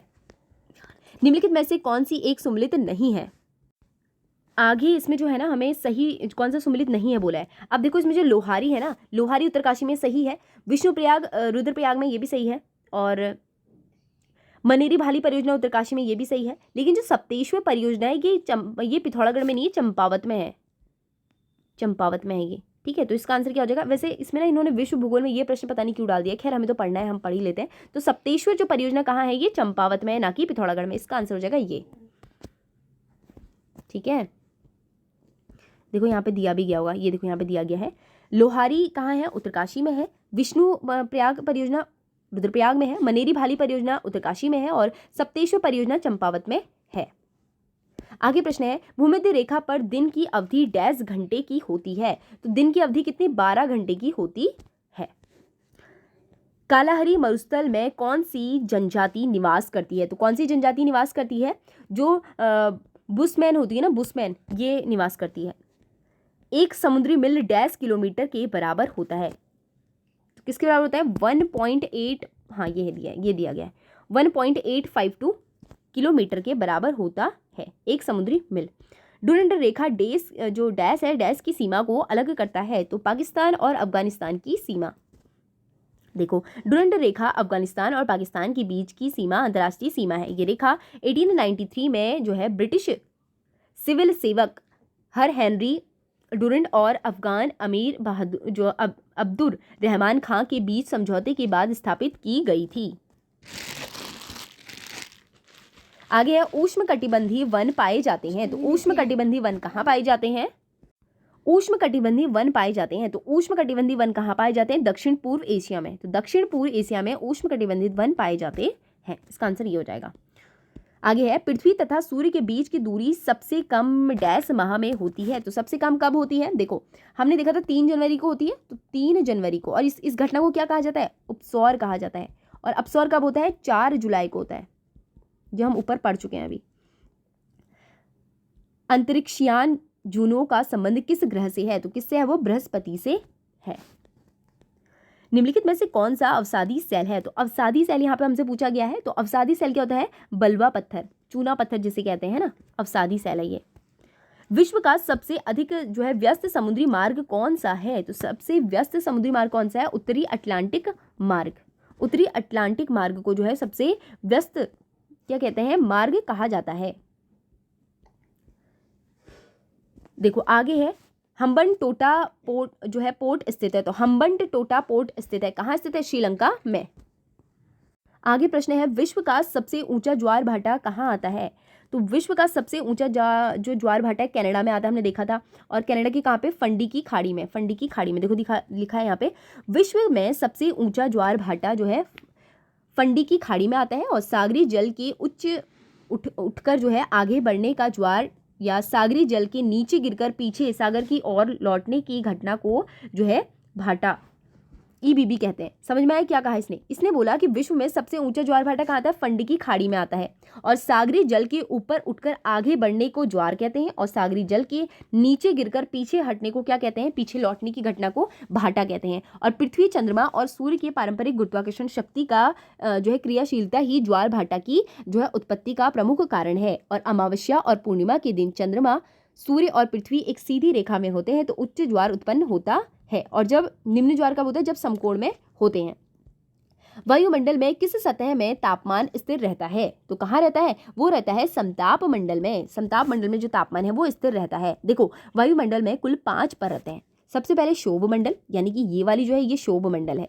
शोभ मंडल के बाद क्या आती है? शोभ मंडल के बाद आती है समताप मंडल। और समताप मंडल में ही क्या होता है? ओजोन परत होती है। उसके बाद जो आती है ये आती है मध्य मंडल। मध्य मंडल के बाद आती है आयन मंडल। और आयन मंडल, और इसे तापमंडल भी कहा जाता है। उसके बाद आती है बाह्य मंडल। ठीक है, तो ये यहाँ पे दिया गया है, शोभ मंडल, समताप मंडल, मध्य मंडल, ताप मंडल और बाह्य मंडल। वायुमंडल की इन परतों का तापमान अलग अलग होता है। तापमान मंडल में तापमान जो है समताप मंडल में तापमान स्थिर रहता है। वायुमंडल की अन्य सभी परतों में जो है समताप मंडल सबसे अधिक महत्वपूर्ण है, क्योंकि इसमें ओजोन परत की उपस्थिति के कारण सूर्य से आने वाली पराबैंगनी किरणें अवशोषित होती हैं। तो यही यहाँ पे हमसे पूछा गया था कि जो है वायुमंडल में किस सतह में तापमान स्थिर रहता है? तो कहाँ रहता है? वो रहता है समताप मंडल में। स्वेज नहर के दोनों सिरों पर स्थित पतन युग्म है। तो कौन सा? देखो, ये है पोर्ट सईद और तौफीक। तो इसका आंसर हो जाएगा ये वाला। देखो इसमें क्या दिया गया है, स्वेज नहर एक कृत्रिम समुद्री जलमार्ग है जो उत्तर से दक्षिण की ओर जो है बहते हुए लाल सागर को भूमध्य जो सागर है उससे जोड़ता है तथा अफ्रीकी को एशिया महाद्वीप से अलग करती है। और इस नहर के दोनों सिरों पर क्रमशः उत्तरी और दक्षिणी पोर्ट सईद तथा जो है तौफीक पतन स्थित है। सौर परिवार का सबसे छोटा ग्रह कौन सा है? सबसे छोटा ग्रह है वो है बुध। देखो बुध हमारे सौरमंडल का सबसे छोटा ग्रह है जिसका व्यास लगभग जो है 4880 किलोमीटर है। सबसे बड़ा पूछेगा कौन सा है? बृहस्पति है, ठीक है। और ये सूर्य के निकट होने के चलते जो है अपनी जो परिक्रमा है इसकी 88 दिन में कंप्लीट कर लेता है और इसका कोई उपग्रह नहीं है, ठीक है, ये भी ध्यान में रखना है। यम होता है, तो यम क्या होता है? देखो जो यम है एक बौना ग्रह है, ठीक है। क्या है यम? एक बौना ग्रह है, ठीक है। 105 क्वेश्चन हमने लगभग कर लिए हैं और अभी 100 प्रश्न और बचे हैं। निम्न में से एक कौन सा देश है जो यूरेनियम का अधिक उत्पादक करता है? वर्तमान में कौन है आप देख लेना है ना, वर्तमान में ये चेंज होते रहते हैं। वैसे कनाडा और ऑस्ट्रेलिया है, ठीक है। यूरेनियम कजाकिस्तान है, ये वही है ना कि वर्तमान में चेंज होते रहते हैं। आप देखना वर्तमान में कौन है वाला क्वेश्चन कमेंट करके बताना और ऐसे लिखना कि यूरेनियम का सबसे अधिक उत्पादक राज्य यानी कि देश कौन सा है, ठीक है। फिर लिखना, आप मैं पिन कर दूंगी उसको। आगे देखेंगे सारगेसो सागर स्थित है, तो सारगेसो जो सागर है ये कहाँ स्थित है? उत्तरी अटलांटिक महासागर में स्थित है सारगेसो। संयुक्त राज्य अमेरिका के निम्नलिखित राज्यों में से कौन राज्य बसंतकालीन गेहूं की खेती के लिए प्रसिद्ध है? तो कौन सा है? उत्तरी डकोटा। निम्नलिखित देशों में से किस देश में तकलामकान मरुस्थल स्थित है? तो कहाँ है? वो है चीन में, ठीक है। हांगहो नदी जो चीन के शोक के नाम से भी जानी जाती है निम्नलिखित में से किसमें गिरती है? ये नदी जो है पीला सागर में गिरती है, तो इसका आंसर होगा पीला सागर। यानी कि हांगहो नदी जो चीन के शोक के नाम से, देखो सबसे पहले चीन का जो शोक है इसे कौन सी नदी है? हांगहो नदी है और ये के नाम से जानी जाती है, चीन के शोक के नाम से। निम्नलिखित में से किस में गिरती है? पीला सागर में गिरती है। आगे है जेनोवा निम्नलिखित देशों में से किस एक देश का प्रसिद्ध और प्रमुख बंदरगाह है? तो किसका है? वो है इटली का। निम्नलिखित में मध्याह्न रेखाओं में से ग्रीनविच माध्य समय कहाँ से लिया गया है? फिर से देखो, निम्नलिखित मध्याह्न रेखाओं में से ग्रीनविच माध्य समय कहाँ से लिया गया है? तो 0 डिग्री से लिया गया है। संयुक्त राज्य अमेरिका के महान झील परिक्षेत्र के प्रमुख लौह अयस्क खनन केंद्रों को पहचानिए। तो कौन कौन से? देखो यह है डुलुथ, मेसाबी और वर्मिलियन। अभी चेंज होंगे तो आप वर्तमान में कमेंट कर देना, ठीक है। निम्नलिखित द्वीपों में से किसको जापान की चावल की कटोरी के नाम से जाना जाता है? तो जापान की चावल की कटोरी के नाम से किसे जाना जाता है? होन्स्यू को। निम्नलिखित में से कौन सा उष्ण एवं उपोष्ण कटिबंधीय क्षेत्र में कृषि की प्रमुख विशेषता है? तो देखो क्या बोला इसने, निम्नलिखित में से कौन उष्ण एवं उपोष्ण कटिबंधीय क्षेत्र की कृषि की प्रमुख विशेषता है? तो गहन कृषि की प्रमुख विशेषता है। निम्न में से कौन सी प्राथमिक चट्टानें हैं? प्राथमिक चट्टानें कौन सी होती हैं? आगेनी चट्टानें, ये अवसादी दूसरी हो गई और ये रूपांतरित तीसरी हो गई। देखो पृथ्वी पर सबसे पहले बनी चट्टानों को प्राथमिक चट्टानें कहा जाता है। इन्हें आगेनी चट्टानें भी कहते हैं। ये चट्टानें पृथ्वी की अंदरूनी हिस्से में मैग्मा या लावा के ठंडा होने पर बनती हैं। ये चट्टानें क्रिस्टलीय होती हैं, इसमें जीवाश्म नहीं होते हैं। निम्नलिखित कथनों पर विचार कीजिए। अब कथनों पर विचार करना है। देखो 2023 में पूछा गया है ये वाला प्रश्न। फिर से वही प्रश्न है, सागर में निर्वतन या पीछे हटने में स्थल खंड सूख कर मैदान बन जाते हैं। फर्स्ट बिल्कुल सही। भारत का कच्छ मैदान इसी प्रक्रिया से निर्मित है। हाँ सही, तो 1 और 2 दोनों सही है, आंसर हो जाएगा ये वाला। आगे है उच्चतम लवणता 20 से 40 डिग्री अक्षांशों में पाई जाती है। ये सही है। दूसरा है इन भागों में उच्च तापक्रम और वाष्पीकरण के साथ आर्द्रता न्यून होती है। तो ये भी सही है। तो आंसर क्या हो जाएगा? 1 और 2 दोनों सही है।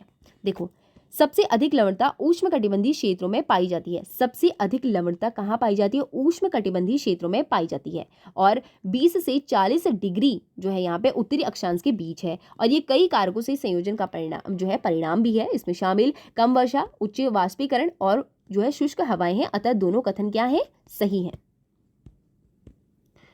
आगे यहाँ पे दिया गया, अब हमें इसको मिलाना है, ठीक है। देखो ये कब, ये भी 2023 में पूछा गया। देखो क्या दिया गया है इसमें, मौसमी विज्ञान। तो मौसमी विज्ञान क्या होगा? जलवायु से जुड़ा होगा। और मृदा विज्ञान मृदा भूगोल से जुड़ा होगा। जल भूविज्ञान भू आकृति विज्ञान से जुड़ा होगा, है ना। और जल विज्ञान समुद्री विज्ञान से जुड़ा होगा। तो इसका आंसर क्या हो जाएगा? सेकंड, फर्स्ट, 4 और 3rd।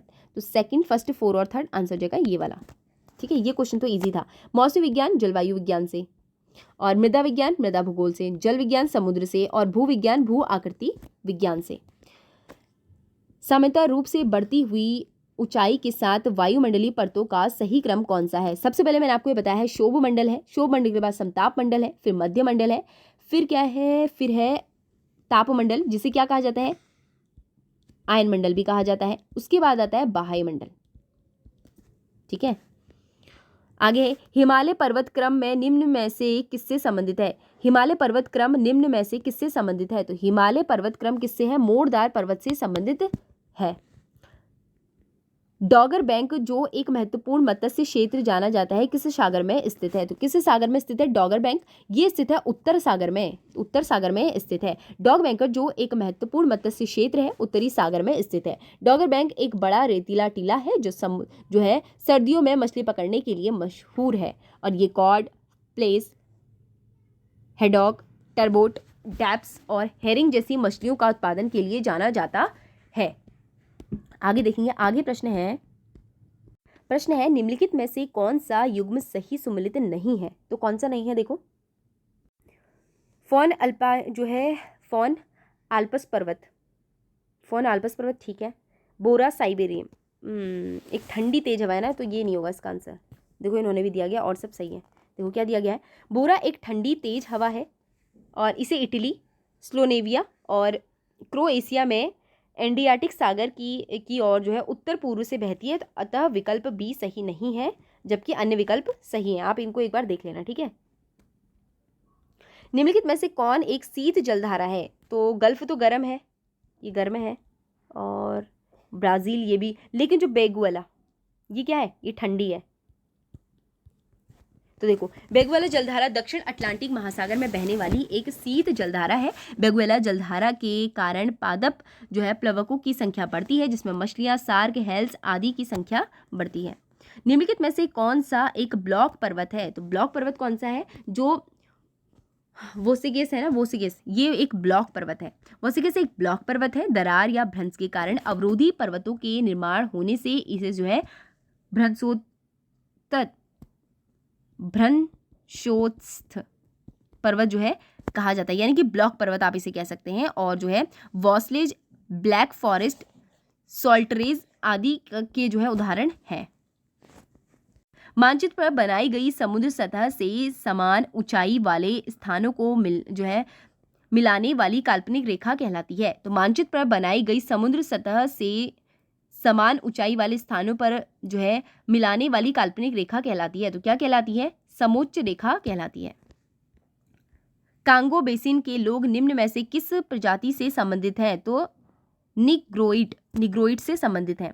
निम्न में से कौन सी नदी साइबेरिया में प्रभावित नहीं होती है? इजी था ये क्वेश्चन में, नील नदी नहीं होती है ना, आंसर नील नदी हो जाएगा। देखो नील नदी साइबेरिया में प्रभावित नहीं होती है, जबकि लीना, येनिसी और ओब नदी साइबेरिया में प्रभावित होती है। साइबेरिया भौगोलिक दृष्टि से एक विस्तृत क्षेत्र है जो उत्तरी एशिया और यूरेशिया के अधिकांश भागों में फैला हुआ है।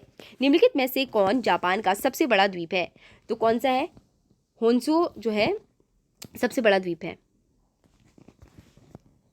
आगे है भू आकृति बरखा निर्मित होती है। तो भू आकृति बरखा निर्मित होती कहाँ? पवन द्वारा। आगे है निम्न में से कौन सा एक वायुमंडल की ग्रीन हाउस गैस नहीं है? तो वायुमंडल की ग्रीन हाउस गैस कौन सी नहीं है? देखो कार्बन डाइऑक्साइड है, जलवाष्प भी है, मीथेन भी है, लेकिन नाइट्रोजन नहीं है। आगे प्रश्न है ओजोन परत की मोटाई डैश से मापी जाती है? तो ओजोन परत की जो लंबाई है वो किससे? डॉप्सन यूनिट से नापी जाती है। भूमि तथा समुद्र के बीच के अंतर क्या उत्पन्न करता है? तो भूमि और समुद्र के बीच में अंतर क्या उत्पन्न करता है? भूमि और समुद्र के बीच के अंतर उत्पन्न करता है, देखो मानसून। देखो फिर से देख लेते हैं, वाला क्वेश्चन इंपॉर्टेंट लग रहा है। भूमि तथा समुद्र के बीच के अंतर क्या उत्पन्न करता है? तो मानसून उत्पन्न करता है। सबसे अधिक लवणता किसके समुद्री जल में पाई जाती है? तो लाल सागर में सबसे अधिक लवणता पाई जाती है। मानव भूगोल के पिता क्या है? तो मानव भूगोल के पिता कौन है? रेट जेल। भूमिगत जल के निक्षेपण से निर्मित आकृति है, तो कौन सी है? वो है घोल रंध्र। प्रक्रियाएं जो स्थल मंडल के पृष्ठ को सामान्यतः स्तर पर लाने की जो है प्रवृत्त करती हैं, उन्हें मानसून जो है सामूहिक रूप से कहते हैं। उन्हें सामूहिक रूप से क्या कहते हैं? उन्हें कहते हैं कार्मिक परिवर्तन।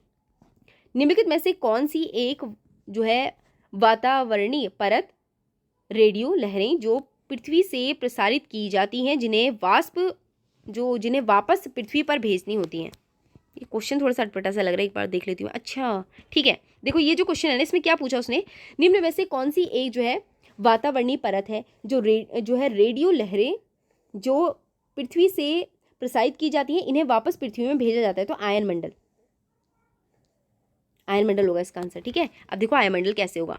देखो आयन मंडल वह वातावरणीय परत है जो रेडियो लहरें जो पृथ्वी से प्रसारित की जाती हैं, उन्हें वापस पृथ्वी में भेजता है और मंडल में उपस्थित आयनिक गैसों का कारण होता है। भौगोलिक प्रदेश के सभी पारिस्थितिक अवस्थाएं इकोसिस्टम से साथ मिलकर जो बड़ी इकाई बनती है उसे कहते हैं, तो क्या कहते हैं? जीव मंडल कहते हैं उसे। डी एग्रो गर्सिया कहाँ स्थित है? डी एग्रो गर्सिया कहाँ स्थित है? हिंद महासागर में। स्पेन और फ्रांस के मध्य कौन सा पर्वत सीमा बनाता है? तो कौन सा? पिरेनीज। दक्षिण अमेरिका में निम्नलिखित में से कौन सा एक देश पेट्रोलियम का सबसे बड़ा उत्पादक है? तो वो है वेनेजुएला। कौन सा ग्रह पूर्व से पश्चिम दिशा में सूर्य के चक्कर लगाता है? शुक्र होगा ये। हाँ देखो शुक्र है, देखो क्या दिखा है, शुक्र ग्रह पूर्व से पश्चिम दिशा में सूर्य का चक्कर लगाता है। शुक्र सूर्य से दूरी के क्रम में दूसरा ग्रह है और पृथ्वी के सबसे नजदीक पड़ोसी ग्रह है। शुक्र ग्रह जो पृथ्वी का जो है जुड़वा ग्रह भी से कहा जाता है, जुड़वा बहन से कहा जाता है। इसका घना वायुमंडल ग्रीन हाउस प्रभाव गर्मी को फंसाता है, जिसमें यह हमारे सौर मंडल को सबसे गर्म ग्रह बन जाता है। तो सबसे गर्म ग्रह कौन सा है? वो है जो है शुक्र। किसे उगता हुआ सूरज का देश कहा जाता है? जापान को कहा जाता है। रिपीटेड प्रश्न अभी थोड़ी देर पहले भी हम देख के आए हैं। निम्न में से कौन सा व्रत बड़ा है? तो कौन सा व्रत बड़ा है? जो विषुवत रेखा है ये व्रत बड़ा है। निम्नलिखित में से कौन सा जलवायु कटिबंध विशेषतः तापमान से अत्यधिक दैनिक बदलाव के अधीन होता है? तो कौन सा? शुष्क। पर्यावरण का मौसम रखने वाला होता है, तो पर्यावरण का मौसम रखने वाला क्या होता है? क्षोभ मंडल, यानी कि पर्यावरण की जो जितनी भी घटनाएं होती हैं, बादल, मौसमी घटनाएं जो होती हैं यही होती हैं। कौन से जलवायु कटिबंधन में वर्षा कम, अति अस्थिर और अविश्वसनीय होती है? तो किसमें होती है? कौन से जलवायु कटिबंधन में वर्षा कम, अति स्थिर और अविश्वसनीय होती है? तो मध्य अक्षांश पश्चिमी महाद्वीप में। आगे है, निम्न में से कौन सा जलवायु विषयक नियंत्रण अत्यंत महत्वपूर्ण है? तो कौन सा है? वो है अक्षांश। मनुष्य द्वारा निर्मित पिंड जो पृथ्वी के चक्कर लगाते हैं, तो क्या होते हैं? उन्हें कृत्रिम उपग्रह कहते हैं। देखो मनुष्य द्वारा निर्मित पिंड जो पृथ्वी के चक्कर लगाते हैं कृत्रिम उपग्रह कहलाते हैं। कृत्रिम उपग्रहों का इस्तेमाल ब्रह्मांड के बारे में जानकारी हासिल करने और पृथ्वी पर संचार माध्यम के लिए किया जाता है। दुनिया का पहला कृत्रिम उपग्रह जो है स्पुतनिक प्रथम था, जो सोवियत संघ ने 4 अक्टूबर 1957 को लॉन्च किया। ध्रुव तारा किस देश में दिखाई देता है? जो ध्रुव तारा है, देश बोली हूँ, वाह वेरी नाइस, देश नहीं है गाइस, ये है दिशा। ठीक है, तो क्या है इसमें? ध्रुव तारा किस दिशा में दिखाई देता है? तो जो ध्रुव तारा है ये कहाँ दिखाई देता है? ये उत्तर दिशा में दिखाई देता है। ध्रुव तारा जो है पृथ्वी की उत्तरी जो ध्रुवीय अक्ष नॉर्थ में दिखाई देता है, लगभग शीत में स्थित होता है और आकाश में हमेशा उत्तर दिशा में दिखाई देता है। इसका उपयोग रात के समय में जो है दिशा निर्धारण के लिए किया जाता है, क्योंकि ये अपनी स्थिति नहीं बदलता। आर्यभट्ट कौन थे? एक जो है भारतीय खगोल शास्त्री थे। क्या थे? भारतीय खगोल शास्त्री थे। देखो क्या दिया गया है, आर्यभट्ट एक प्रसिद्ध भारतीय खगोल शास्त्री और गणितज्ञ थे। इनका जन्म भारत के बिहार राज्य में जो है कुसुमपुरा कस्बे में हुआ था और वो चौथे जो है दशमलव बिंदु तक पाई के मान की सटीकता की गणना करने वाले व्यक्ति हैं, चौथे दशमलव बिंदु तक। आगे है, पृथ्वी के सबसे नजदीक ग्रह कौन सा है? तो कौन सा है? वो है शुक्र। सबसे गर्म ग्रह भी इसे कहा जाता है। पृथ्वी के गोल होने के कारण 180 देशांतर रेखा को किस नाम से जाना जाता है? तो किस नाम से जाना जाता है? अंतर्राष्ट्रीय तिथि रेखा। ग्रह जहाँ जीवन है, तो जहाँ जीवन है कहाँ है, वो है पृथ्वी में। सागर के सतह जल का औसतन तापमान है, तो सागर के सतह जल का औसतन तापमान कितना है, 26.7 डिग्री सेंटीग्रेड। आगे देखेंगे, आगे प्रश्न है, चारों ओर से जल से घिरा हुआ जमीन का टुकड़ा कहा जाता है, उसे क्या कहते हैं, द्वीप कहते हैं उसे, द्वीप। ठीक है। इनमें से दिन के समय में जो है कुहासा स्तरीय मेघ अत्यंत सामान्य रूप से रहते हैं कहाँ, तड़के अथवा सूर्योदय से पहले।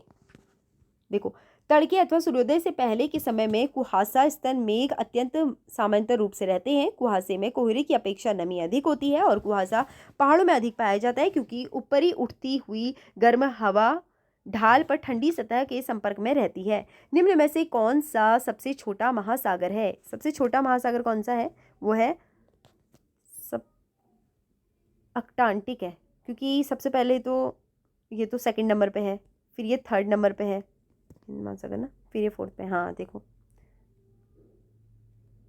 सबसे पहले प्रशांत महासागर, फिर अटलांटिक, फिर हिंद, फिर आर्कटिक, इसीलिए। समान गहराई को जोड़ने वाली रेखाएं कहलाती हैं, समान गहराई को जोड़ने वाली रेखाओं को आइसोबात कहते हैं। आइसोबात किसे कहते हैं, समान गहराई को जोड़ने वाली रेखाओं को आइसोबात कहते हैं। चंद्र ग्रहण होता है, चंद्र ग्रहण कब होता है, जब पृथ्वी और चंद्रमा के बीच सूर्य आ जाता है। तो पृथ्वी और चंद्रमा के बीच सूर्य आ जाता है, पृथ्वी और चंद्र ग्रहण ना, तो चंद्रमा आएगी बीच में, माफ कीजिएगा, चंद्रमा आएगी इसमें बीच में। ठीक है, तो पृथ्वी और चंद्रमा के बीच, सूर्य और चंद्रमा के बीच, सूर्य और चंद्रमा के बीच क्या आ जाती है, पृथ्वी आ जाती है। मैंने उल्टा बता दिया ना। हाँ, तो इसका आंसर क्या, देखो जो चंद्र ग्रहण होता है ना, उसमें क्या होता है, सूर्य और ये क्या है, चंद्रमा है, और इसके बीच में क्या आ गई, पृथ्वी आ गई, तो इसे क्या कहते हैं, चंद्र ग्रहण कहते हैं। और जब सूर्य और पृथ्वी के बीच में चंद्रमा आ जाता है, उसे जो है सूर्य ग्रहण कहते हैं। भारत का मानक समय GMT से है 5.5 घंटे आगे। अलास्का निम्न में से किस देश का हिस्सा है, तो अलास्का है संयुक्त राज्य अमेरिका का। 1 घंटे में पृथ्वी कितनी देशांतरी दूरी को पार करती है, तो 15 डिग्री। आटाकामा रेगिस्तान कहाँ स्थित है, आटाकामा रेगिस्तान दक्षिण अमेरिका में स्थित है। निम्न में से कौन सा विश्व का नवीनतम देश है, विश्व का नवीनतम देश है दक्षिण सूडान। विश्व का सबसे अधिक आबादी वाला रेगिस्तान है, तो कौन सा है, वो है थार। आगे प्रश्न है हमारा, सौर परिवार का सबसे ठंडा जो है दूरस्थ ग्रह है, सौर परिवार का सबसे ठंडा और दूरस्थ ग्रह है, कौन सा है, दूरस्थ तो वैसे देखा है तो नेपच्यून ही है, तो इसका आंसर नेपच्यून होगा। ठीक है, आगे बढ़ते हैं। देखो, नेपच्यून सौर परिवार का सबसे ठंडा और दूरस्थ ग्रह है। ये सूर्य से 4.5 अरब किलोमीटर दूर है और इसे सूर्य का एक चक्कर लगाने में 164.8 साल लगते हैं। और नेपच्यून गैसों और तरल पदार्थों से बना है और इसकी कोई ठोस सतह नहीं है और ये पृथ्वी के द्रव्यमान के 17 गुना है। आगे प्रश्न है, निम्नलिखित में से वह भू आकृति जो कि हिमानी द्वारा नहीं बनती। देखो, निम्नलिखित में से वह भू आकृति जो हिमानी द्वारा नहीं बनती है। देखो, वी आकार की घाटी जो है ना, हिमानी द्वारा नहीं बनती है। वी आकार की घाटी हिमानी द्वारा निर्मित न होकर नदियों द्वारा निर्मित होती है। हिमानी द्वारा निर्मित भू आकृतियां कौन कौन सी हैं, देखो, वो है यू आकार की घाटी, तटकती घाटी, सर्क, हान, हिमसोपान, मेष, शिला, टान और फियोर्ड आदि।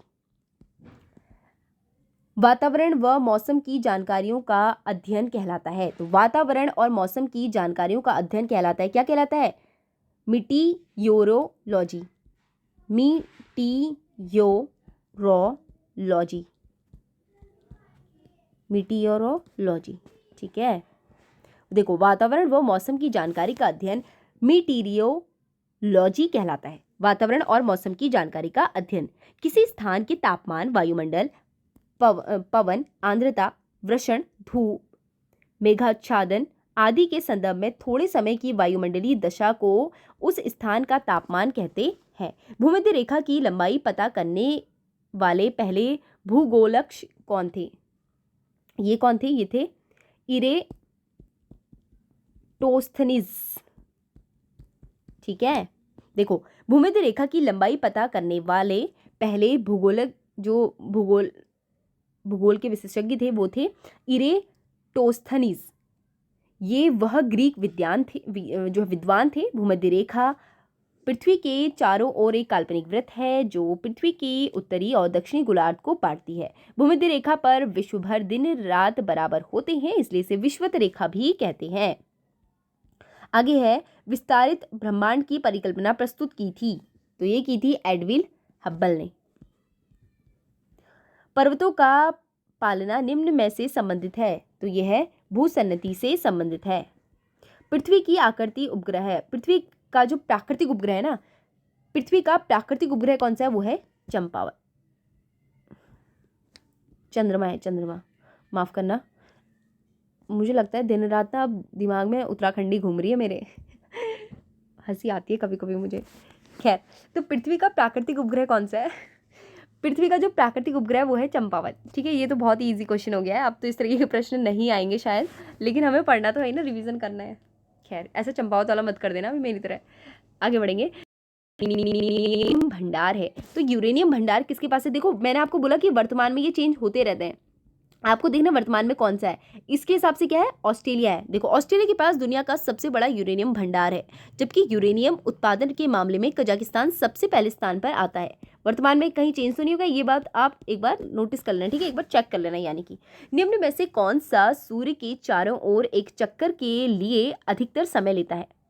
तो सूर्य में सबसे ज्यादा चक्कर कौन लेगा? जो सबसे दूर होगा। अब दूर कौन सा? देखो, सबसे पहले बुध आता है, बुध के बाद शुक्र आता है, शुक्र के बाद मंगल आता है, पृथ्वी, फिर उसके बाद मंगल, है ना, ऐसे कुछ है इनका।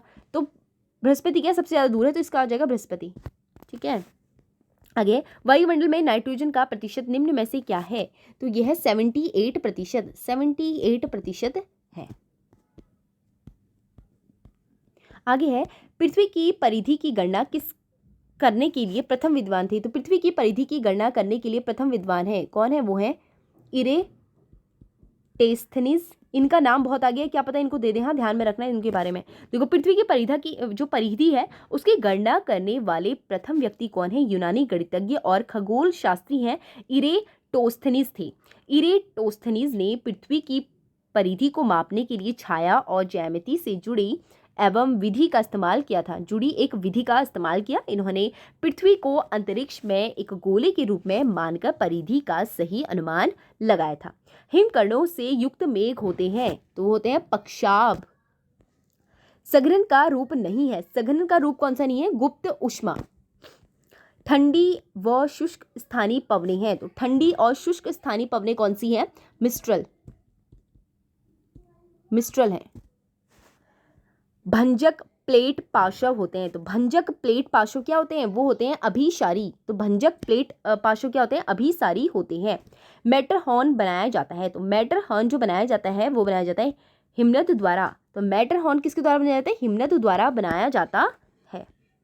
आगे है, पवनों का विक्षेपण बल अत्यधिक होता है, तो पवनों का विक्षेपण बल अत्यधिक होता है ध्रुवों पर। रासायनिक अपक्षयण डैश के यांत्रिक अपक्षयण से ज्यादा प्रभावी है, तो यह है आर्द्र शुष्क प्रदेश।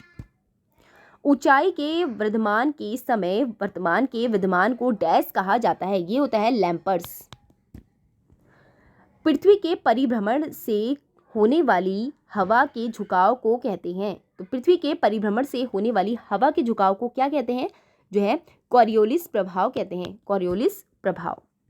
निम्न में से कौन सी गैस वायुमंडल तापमान की बढ़ोतरी में अपना योगदान नहीं दे रही है? तापमान की बढ़ोतरी में कौन सा अपना योगदान नहीं दे रही है? देखो, मीथेन भी देती है, जलवाष्प भी, कार्बन है, लेकिन हाइड्रोजन नहीं देती है। हाइड्रोजन होगा इसका आंसर। देखें एक बार क्या है, हाँ देखो हाइड्रोजन है, हाइड्रोजन, क्योंकि ग्रीन हाउस नहीं है। उष्ण वलयित प्रदेशों की हवा के प्रतिशत जल वाष्प गरिष्ठ रूप से डैश होंगे, तो क्या होंगे? 4%। वायुमंडलीय दाब मापने के लिए डैश प्रयोग किया जाता है, तो बैरोमीटर। अभी हम ऊपर भी पढ़ चुके हैं। संसार में किस महाद्वीप पर सबसे कम जनसंख्या है? तो कहाँ है? ऑस्ट्रेलिया में। ऑस्ट्रेलिया महाद्वीप में सबसे कम जनसंख्या है। इन चार में से बता रहे हैं अभी, इन चार में से, वरना तो आप लोगों को पता ही है। इन चार में से ऑप्शंस में आपको बता रही हूँ कि ऑस्ट्रेलिया में सबसे कम है। सागर का अत्यंत सामान्य लवण है, तो सागर का अत्यंत जो सामान्य लवण कौन सा है? Sodium chloride. विश्व का 90% से अधिक जीव समूह इसमें है, तो विश्व का 90% से अधिक जीव समूह इसमें है, तो किसमें है? वो है समुद्र में। अंतर्राष्ट्रीय दिनांक रेखा लगभग इसके बराबर होती है, तो अंतर्राष्ट्रीय दिनांक रेखा किसके बराबर होती है? 180वीं यामनोत्तर रेखा के बराबर होती है। श्रीलंका द्वीप को पहले कहा जाता था, तो श्रीलंका द्वीप को पहले क्या कहा जाता था? वो कहा जाता था सिलोन। जो सेल समूह भूजल को संचित नहीं करता उसे कहते हैं, तो जो सेल समूह भूजल को संचित नहीं करता है उसे कहते हैं जो है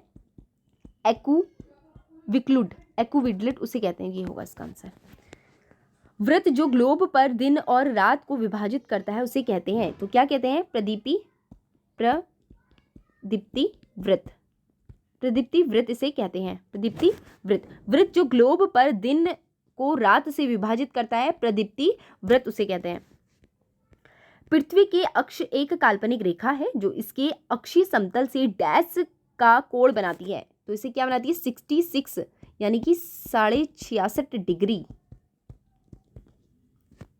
पृथ्वी के अक्ष में काल्पनिक रेखा है जिसके जो है कक्षीय समतल में डैश का कोण बनाती है 66.5 डिग्री। ठीक है। अम्लीय आग्नेय चट्टान है, तो अम्लीय आग्नेय चट्टान कौन सी है? ग्रेनाइट है। पृथ्वी अपनी धुरी पर घूमती है, तो पृथ्वी अपनी धुरी पर पश्चिम से पूर्व में घूमती है।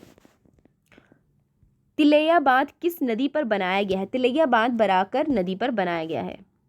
हम्बोल्ट धारा प्रभावित होती है, हम्बोल्ट जो धारा है ये पेरू तट पर प्रवाहित होती है। एक हिमघाटी समुद्र द्वारा अतिक्रमित होने पर क्या कहलाती है? तो एक हिमघाटी समुद्र पर अतिक्रमित होने पर क्या कहलाती है? ये कहलाती है फियोर्डे। आगे प्रश्न है, ओजोन परत हमारी रक्षा सूर्य से आने वाली किस किरणों से करती है? तो पराबैंगनी किरणों से करती है।